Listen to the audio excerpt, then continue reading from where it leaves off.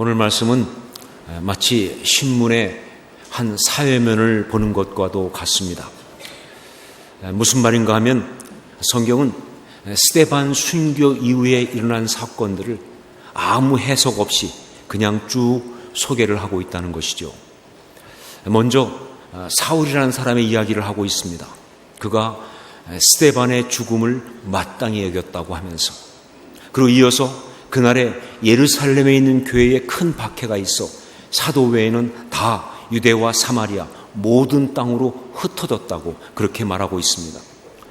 그 다음에는 경건한 사람들이 스데반을 장사하고 위하여 크게 울었다라고 말한 다음에 또다시 사울이라는 사람의 이야기를 하고 있습니다.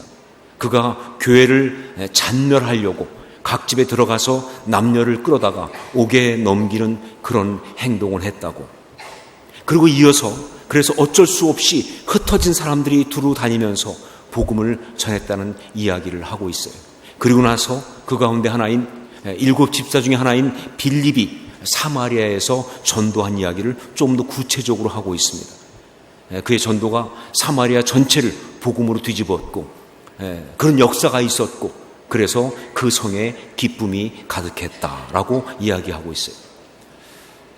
언뜻 볼 때는요, 아무런 논리가 없이 그냥 스데반 순교 이후의 상황을 갖다가 그냥 담담히 묘사하고 있는 것처럼 그렇게 보이지만, 사실은 이렇게 늘어놓은 이야기, 이 모든 것들은요, 한 가지 분명한 것을 말해주고 있는 것입니다. 즉 직접적으로 이것이다라고 말하고 있지 않지만 그것보다 훨씬 더 강력하게 아주 분명한 메시지를 이 산만하게 늘어놓은 것처럼 보이는 이야기들이 사실은 하고 있다는 것이죠. 그게 바로 뭐냐? 그것은 바로 하나님의 뜻이 이루어지고 있다라는 메시지예요. 하나님의 뜻이 이루어지고 있다. 우리 주님께서 예언하신 대로 그대로 되고 있다. 바로 그것입니다. 우리 1절 말씀을 함께 읽도록 하겠습니다. 1절 같이 읽습니다. 사울은 그가 죽임당함을 마땅히 여기더라. 그날에 예루살렘에 있는 교회에 큰 박해가 있어 사도 외에는 다 유대와 사마리아 모든 땅으로 흩어지니라. 여러분, 이 말씀은요, 누가 뭐래도 사도행전 1장 8절 말씀과 아주 깊은 연관이 있습니다. 이 두 말씀은요, 정말 완전히 짝이 되는 것처럼 그렇게 깊은 연관 속에 연결되어 있는 그런 말씀이에요. 무엇 때문에? 내용 때문에. 그러니까 사실 이 장절도 성령의 감동하에 쓰여진 것이다라고 말할 수가 있겠지요.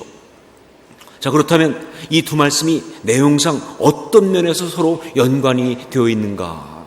그것은 바로 이 사도행전 1장 8절, 오직 성령이 너에게 임하시면 너희가 권능을 받고 예루살렘과 온 유대와 사마리아와 땅끝까지 이르러 내 증인이 되리라 하시니라 라는 이 예언의 말씀이 바로 그대로 여기 사도행전 8장 1절에서 이루어지고 있기 때문에 그런 거예요. 예루살렘과 온 유대와 사마리아 땅끝 순서도 정확합니다. 그렇게 복음이 확산되고 있다는 거예요. 다만 차이가 있다면 앞에 말씀은 뭐냐면 이르러 내 증인이 되리라 라고 말씀하셨는데 여기는 흩어지니라 라고 말한 것, 그 차이뿐이에요. 여러분, 우리는 사도행전 1장부터 지금까지 쭉 말씀을 묵상해 왔습니다.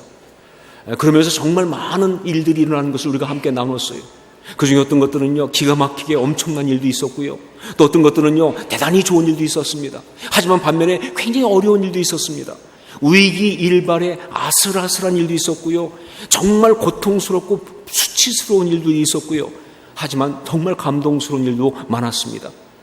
마지막에는 순교까지. 자, 그런데 이 교회가 이 땅에 태어나서 정말 이 많은 일들을 겪으면서 여기까지 왔는데, 그런데 이 많은 이야기들은 사실은 한 가지를 말하고 있어요. 굉장히 많은 일들이 일어났는데 이 많은 이야기들이 사실 분명하게 말하고 있는 한 가지가 있는데, 그 뭐냐? 바로 우리 주님께서 사도행전 1장 8절에서 예언하신 그 말씀이 그대로 이루어지고 있다, 그 얘기예요. 우리 주님이 사도행전 1장 8절에서 말씀하신, 예언하신 그 말씀이 그대로 이루어져 가고 있다. 즉 무슨 뜻이냐? 하나님의 뜻이 그대로 이루어지고 있다, 그 얘기입니다. 물론 방해는 또 많았습니다. 장애물도 있었습니다. 정말 조직적인 저항도 있었고요, 그리고 아주 굉장히 악한 그런 공격도 있었습니다. 하지만 말씀이 보여주고 있는 것은 뭐냐? 그런 모든 것이 있었음에도 불구하고 그 모든 것들 가운데서도 여전히 정말 그 모든 것을 이기면서 하나님의 뜻은 이루어져 가고 있었다. 그 얘기예요. 하나님의 뜻은 이루어져 가고 있었다. 바로 오늘 말씀인 사도행전 8장은요, 그것을 가장 잘 보여주고 있는, 가장 드라마틱하게 보여주고 있는 바로 그런 부분이다. 여러분, 오늘 말씀은요, 영화나 드라마로 본다면 아주 엄청난 사건이 일어난 그 다음 장면이에요. 굉장히 큰 사건이 일어난 그 다음 장면. 예, 그렇죠. 초대교회 안에 갈등이 시작되고, 그래서 그 교회 안에서 나름대로 갈등을 해결해 보겠다고 이제 7집사를 세웠는데, 그런데 그 중에 대표격인 스데반이 너무 성령이 충만한 나머지 나가서 너무 강력하게 증거하다가 그만 사고가 터지잖아요. 유대인들한테, 기득권자인 유대인들한테 돌에 맞아 순교하는 그런 엄청난 일이 벌어졌습니다. 그 엄청난 일이 벌어진 바로 그 후폭풍으로 일어난 이야기가 오늘 장면인데, 그건 바로 뭐냐면 예루살렘 교회에 엄청난 핍박이 일어났다는 거예요. 즉 스데반을 죽인 자들은요, 스데반 죽인 거 가지고는 양이 안 차는 거예요. 그래가지고 이제 뭐냐면 스데반으로 대표되는 소위 헬라파 유대인 그리스도인들을 다 죽이겠다고 예루살렘 교회에 굉장한 핍박을 이제 가하기 시작한 거예요. 그래서 결국은 예루살렘 교회 안에 있었던 그 헬라파 유대인 그리스도인들은요, 흩어질 수밖에 없었습니다. 이들은요, 오순절을 지키러 왔던 사람들이에요. 로마 제국 전역에 흩어져 있는, 헬라 지역에 흩어져 있는 사람들인데, 오순절을 지키겠다고 예루살렘에 왔다가 거기서 그만 그들이 본 것은 바로 뭐냐? 성령 강림 역사를 본 거예요. 너무 놀랐습니다. 그러면서 사도들의 메시지를 들었습니다. 너무나 충격이었습니다. 그러면서 그들은요, 정말 초대교인들의 모습을 봤어요. 진짜 충격이었어요. 아, 하나님 나라가 이루어지고 있구나. 메시아의 나라가 이루어지고 있구나. 정말 그 복음을 들었어요. 그래서 그 은혜를 받아가지고 정말 그들은 헌신하면서 자기의 생업에 터져 있는 고향으로 돌아가기를 포기하고 다 버리고 그냥 예루살렘에 남은 사람들이에요. 신앙을 위해서, 믿음을 위해서 그냥 예루살렘에 남아서 열심히 신앙생활을 하고 있던 사람들인데, 이제 이들은 살기 위해서 어쩔 수 없이 흩어져야 되는 그런 상황이 온 거죠. 여러분, 분명 이것은 굉장히 어려운 장면입니다. 분명 이것은 교회가 큰 위기를 겪고 있는 그런 이야기예요. 사도행전 8장 1절부터 시작되는 이 모든 이야기는 그렇습니다. 정말 교회가 이렇게 큰 어려움을 겪고 있고 위기 가운데 있다 하는 말씀이 맞는데, 그런데 이거를 갖다가 다른 그림으로 보니까, 큰 그림을 보니까, 그리고 그런 얘기를 한 사이사이에 성경이 말하고 있는 걸 보니까 놀랍게도 이것은 사도행전 1장 8절이 이루어지고 있다는 사실.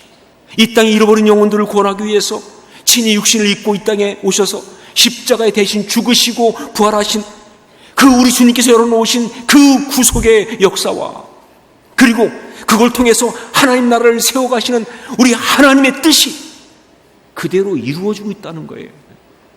이것이 바로 지금 이 말씀이 얘기하고 있는 포인트예요. 그러므로 오늘 말씀을 보면서 우리는 또한 이렇게 말할 수밖에 없습니다. 하나님께서 뜻하신 것은 누구도 막을 수 없다 하는 겁니다. 하나님께서 뜻하신 것은 누구도 막을 수 없다. 이 메시지예요. 예, 그래요. 하나님께서 뜻하신 것은요, 누구도 막을 수가 없습니다. 어떤 환경도, 어떤 인간도, 어떤 인간의 고집이나 불순종도 막을 수가 없는 거예요. 특히 죄 가운데 있는 인간을 구원하시려고 하는 그 구속의 역사와, 그래서 하나님 나라를 이 땅 가운데 세워가시려고 하는 그 거룩한 뜻은 누구도 무엇도 절대로 막을 수가 없는 거예요.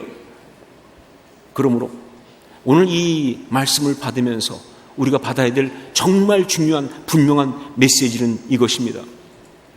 우리가 정말 삶을 아름답게 살기 원한다고 한다면, 우리가 정말 성공적으로 삶을 살기 원한다고 한다면, 특히 신앙생활 바르게 온전하게 하기 원한다고 한다면, 그 가운데 정말 영적 행복을 누리기 원한다고 한다면, 바로 이런 하나님의 뜻을 이루는데 우리의 삶을 드려야 한다. 바로 그 메시지. 이런 하나님의 뜻을 이루는데 우리의 삶을 드려야 한다 하는 메시지예요. 그래요. 정말 인생을 그냥 막 사는 것이 아니라 제대로 살려고 할 때는요, 그야말로 바르게 살려고 할 때는요, 우리한테 선택은 하나밖에 없습니다. 정말 중요한 건 뭐냐? 다른 게 아니라 하나님의 뜻을 이루는데 우리 삶을 드려야 한다는 것, 바로 그거예요. 아무리 열심히 살아도요, 정말 노력 많이 하고 정말 애를 많이 쓰고 정말 나름대로 그 부분에서 성취하고 그랬다 할지라도요, 그 모든 것이 하나님의 뜻과 어긋난 그런 것이라고 하면 그건 다 실패입니다. 아무리 열심히 살아도요, 그렇게 노력하고 애쓰고 수고해도요, 그 모든 것이 하나님의 뜻이 이루어지는 것과 상관이 없는 그런 것이라고 한다면 그건 허무예요. 그 삶엔 건질 게 없어요. 아무것도 남는 것이 없어요. 여러분, 지금도 우리 삶을 통하여, 가정을 통하여, 교회를 통하여 이 역사 속에서 하나님의 뜻은 진행되고 있습니다. 자, 이런 누구도 막을 수 없는, 사람이 잠잠하면 돌들이 소리 지를 것이라고 말씀하셨던 그 하나님의 뜻, 그거에 대해서 우리는 어떤 역할을 할 것인가? 이게 중요한 메시지. 우리는 어떤 역할을 할 것인가? 오늘 말씀에 보면요, 이런 하나님의 뜻이 진행되는 데 있어서 반응이 다른 네 부류의 인생들이 나옵니다. 이건요, 바로 우리가 지금 선택할 수 있는 네 가지의 경우의 수예요. 이 네 부류의 인생 이야기는요, 이 하나님의 뜻 앞에서 우리가 선택할 수 있는 네 가지의 경우의 수다 하는 것이죠. 첫 번째는 유대인 기득권자들입니다. 유대인 기득권자들. 공회원과 사두개인, 바리새인, 각 회당의 회당장과 리더들, 이들은요, 자기 기득권을 움켜쥐려고 하는 그런 자들이에요. 대단한 신앙인이라고 하지만 자기들 나름대로, 그러나 결국 자기 아집과 자기 고집, 자기 의의를 포기하지 않는 그런 자들이에요. 결과적으로 이들은요, 하나님의 대적자들입니다.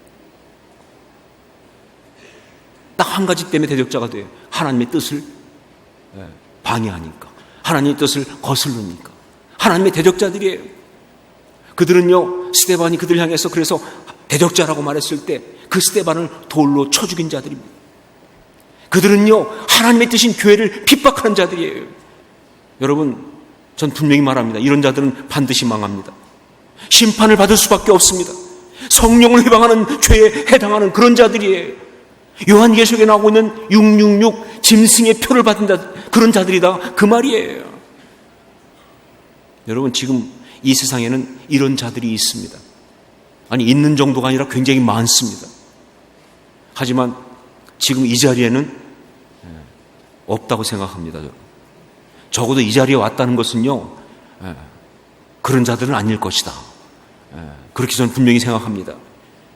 하지만 이 자리엔 그런 자들은 없겠지만, 그러나 이 자리에 있는 모든 사람들에게는 자신도 모르게 그런 자가 될 수 있는 가능성은 있습니다. 이게 무서운 거예요. 나도 모르게 하나님의 대적자가 될 수 있는 그런 것, 그의 뜻을 가로막으면서. 그래서 우리는요, 영적으로 깨어 있어야 하는 거예요. 두 번째는 사도들입니다. 사도들. 하나님의 뜻인 교회의 리더이면서도 사도행전 1장 8절 말씀을 직접 받은 사람임에도 불구하고 예루살렘 중심의 그 고정관념을 버리지 못한 그런 사람들이에요. 그리고 땅 끝까지 가서 복음을 증거하라고 하는 이 새로움을 전혀 이해하지 못했던, 그래서 받아들이지 못했던 바로 그런 사람들이에요. 그래서 결국 그들은요, 하나님의 뜻이 이루어지는 데 대해서 그만 방관자가 되고만 그런 사람들입니다.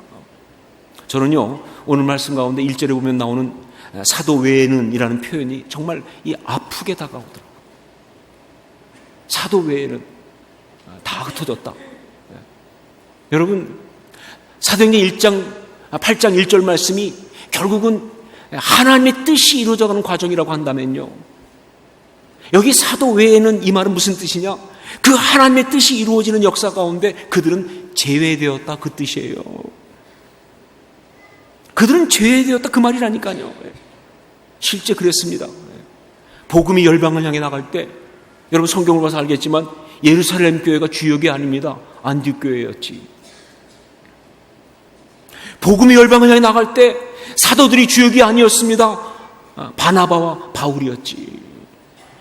그들은 정말 하나님의 그 뜻이 이루어지는 가운데서 제외되고 말았어요. 사도라는 이름을 갖고 있었지만 그들은 보냄받지 못했다는 것이죠. 그렇죠? 여러분, 하나님의 뜻이 이루어지는 것에서 제외된 그런 개인, 그런 가정, 그런 교회는요, 심판은 받지 않을 거예요. 하지만 상은 절대로 없습니다. 하나님의 역사를 경험하는 축복은 없어요. 근데 여러분, 그래도 괜찮다고 생각하세요? 그 정도면 괜찮다고 생각하십니까? 그래도 괜찮은가요? 신앙생활 했는데, 믿음생활 하는데 상은 없어요. 하나님 역사에 제외됐을 뿐이에요. 이건 아니라고 생각하죠. 이건 안 되는 거죠. 절대로. 세 번째는 사울입니다. 사울. 이 사람은요, 처음에 가장 격렬하게 하나님의 뜻을 거슬렀던 그런 사람이었어요. 시키지도 않았는데 다니면서 교인들을 잡아다가 옥에 집어넣은 사람이에요. 의도는 한 가지입니다. 교회를 잔멸하려고 했다. 즉 교회를 때려 부수려고 했다는 것이죠. 없애버리려고 말이죠. 그래서 그렇게 행동한 사람이에요.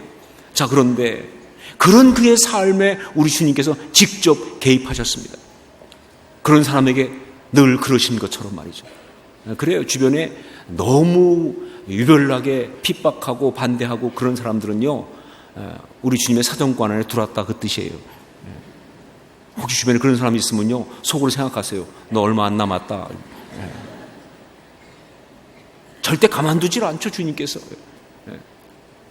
정말 그 사울도 그렇게 난리치니까 주님이 직접 그를 치시기 시작했어요. 자, 그렇게 주님이 그를 치셨을 때 그에게는 두 가지 선택이 있었습니다. 하나가 뭐냐? 그냥 평생 앞을 보지 못하고 그렇게 어둠 속에서 분노하며 살아가든지, 아니면 회개하고 주님이 사람이 되어서 자신이 그렇게 방해했던 그 하나님의 뜻이 이루어지는 것을 위해서 삶을 드리든지. 정말 감사하게도 사울은 후자를 택했고요. 결과적으로 사도행전 1장 8절 말씀이 이루어지는 그 일에 가장 열심히 삶을 드린 그런 사람이 된 것이죠. 여러분, 바로 이런 역사가 있기 때문에 성경은요, 오늘 말씀에서 계속 사울 얘기를 하는 거예요. 반대자인 사울 이야기를. 그러면 성경은 말하고 있습니다. 하나님의 뜻은 막을 수가 없다고. 어떤 인간도. 그 얘기를 하고 있는 거예요. 하나님의 뜻은 막을 수가 없다. 네 번째는 흩어진 사람들, 빌립입니다. 흩어진 사람들, 그중에 특히 빌립, 그 사람입니다. 여러분, 그렇게 많은 방해들과 도전들 가운데서도 이 하나님의 뜻이 이루어져가는 그 이유 중에 가장 주된 게 뭐냐라고 할 때 바로 이 사람들 때문이에요. 이들 때문에 그렇습니다. 우리 4절 말씀을 함께 읽겠습니다. 4절 같이 읽습니다. 그 흩어진 사람들이 두루 다니며 복음의 말씀을 전할세. 여러분, 핍박받아 흩어진 사람들이 그냥 동황만 친 게 아니에요. 오히려 그들은요, 파송받은 사람처럼 그렇게 두루 다니면서 복음을 전하기 시작한 거예요. 바로 이런 사람들 때문에 하나님의 뜻은 누구도 막을 수가 없는 거예요. 고난이 하나님의 사람들과 하나님의 사람들의 가정을, 하나님의 사람들의 교회를 덮쳐올 수 있지만, 그러나 그것이 결코 그 삶과 가정과 교회를 향한 우리 하나님의 뜻을 막을 수 없는 까닭은 바로 그 고난이 왔을 때 그 하나님의 사람들이 그 가운데서 하나님 바라보고 기도하기 때문에 그런 거예요. 그러니까 그것은 절대 하나님의 뜻을 꺾을 수가 없어요. 유혹이 때때로 하나님 사람들의 관심을 빼앗고 그들의 내면에 어떤 정말 타락과 어떤 실패를 집어넣고 그렇게 하지만 그게 결코 거룩이라는 하나님의 뜻을 막을 수 없는 이유는 바로 뭐냐? 정말 참 신앙인은 그 유혹 때문에 더 기도하니까, 더 하나님 바라보니까, 더 선명하게 신앙을 세우니까, 요셉처럼. 그래서 하나님의 뜻은 절대로 막을 수가 없는 것이다. 5절 이하에 나오는 빌립의 이야기가 바로 그런 사람들의 모습을 너무나 잘 보여주고 있습니다. 빌립은요, 전도자로 파송받아서 사마리아에 간 것이 아니에요. 예루살렘에서 핍박받아 도망친 것입니다. 얼마나 불안하고 얼마나 두려웠겠습니까? 얼마나 경황이 없었겠습니까? 더구나 돌에 맞아 죽은 스데반이 누굽니까? 자기와 함께 집사로 세움받은 7사람 중에 한 사람이잖아요. 순서상 보면 그 다음에 자기가 나오잖아요. 정말 두려움과 정말 어떤 그런 불안한 마음을 가지고 그러고 간 거예요. 더군다나 그 마음속에는요, 사도들을 향한 강한 배신감이 있었을 것입니다. 어떻게 그럴 수 있는가 말이죠. 아니, 스데반이 순교하고 그것 때문에 정말 교회 안에 있는 그 헬라파 유대인 그리스도인들이 그렇게 핍박받고 있는데 어떻게 사도들은 그 모든 거에 대해서 이렇게 방치할 수 있느냐. 자기 일 아니라고 말이죠. 자기들 쪽 아니라고 어떻게 이렇게 방관할 수 있는가. 굉장한 배신감이 들어왔을 거예요. 복음에 대한 실망과 후회도 있을 수 있었습니다. 오순절 지키려고 예루살렘에 왔다가 그 메시아의 사건을 듣고 그 놀라운 영적인 것을 체험한 후에 정말 그 모든 걸 포기하고 그 복음 붙들고 여기에 남아서 열심히 믿었는데, 그런데 이렇게 이제 도망치듯이 예루살렘을 떠나야 하다니, 이 신앙이 맞는 것일까? 이 복음이 맞는 것일까? 그런 생각이 들지 않을 수가 없죠. 그런데 성경을 보니까 그는 피난민으로, 피해자로 그렇게 가 있지 않았다는 거예요. 오히려 그는 그 사마리아 땅에 가서 어떤 식의 태도를 보이느냐? 하나님이 이 땅과 이 영혼들을 나에게 주셨다라고 믿듯이, 하나님께서 이 상황 속에서 나를 이곳으로 파송하셨다라고 그렇게 고백하듯이 하나님의 섭리를 받아들이면서 복음을 전하기 시작했다는 거예요. 정말 그 놀라운 이 이야기가 중요한 거예요. 그 어려운 상황 속에서 이렇게 고백하는 사람들입니다. 내가 이 어려운 상황에 온 것은 바로 이 자리에서만이 할 수 있는 그 놀라운 일 때문에 주께서 나를 보내신 줄로 믿습니다. 그렇지요. 정말 아파보지 않은 사람이 어떻게 아픈 사람을 위로할 수 있겠습니까? 자식을 잃어보지 않은 사람이 어떻게 자식 잃은 사람을 위로할 수 있겠습니까? 사업이 망해보지 않은 사람이 어떻게 고난당하는, 경제적인 고난당하는 사람들 향해서 복음을 증거할 수 있습니까? 그 깊은 배신을 경험하지 않고야 어떻게 십자가의 그 깊은 은혜를 경험할 수가 있겠습니까? 그 자리에 있는 모든 것이 바로 나를 이 자리에 세우시면서 당신의 뜻을 이루어가는 하나님의 섭리인 것을 믿음으로 고백할 때 역사가 일어나는 거예요. 여러분, 그렇습니다. 빌립처럼 이렇게 모든 상황을 하나님의 섭리로 받아들이면서 그 가운데서 하나님의 역사를 감당해 나가는 이런 사람들 때문에 하나님의 뜻은 누구도 막을 수가 없는 거예요. 사랑하는 여러분, 다시 한번 기억하십시오. 하나님의 뜻은 절대로 누구도 막을 수가 없습니다. 그리고 지금도 하나님의 뜻은 우리 가운데 이루어지고 있습니다. 그러므로 우리한테 있는 선택은 한 가지밖에 없어요. 내가 비록 부족하지만, 내가 비록 연약하지만, 내가 비록 여러 가지로 정말 한명 미달인 사람이지만, 그러나 주님, 나의 삶을 당신의 뜻이 이루어진 이 모든 것을 드리오니 받아 주시옵소서. 이게 답이에요. 이것만이 답입니다. 그렇게 아름답게 살아가는, 그렇게 정말 행복하게 살아가는, 그렇게 의미 있게 살아가는 여러분 모두가 될 수 있기를, 제가 될 수 있기를 주의 이름으로 축원합니다. 기도하겠습니다.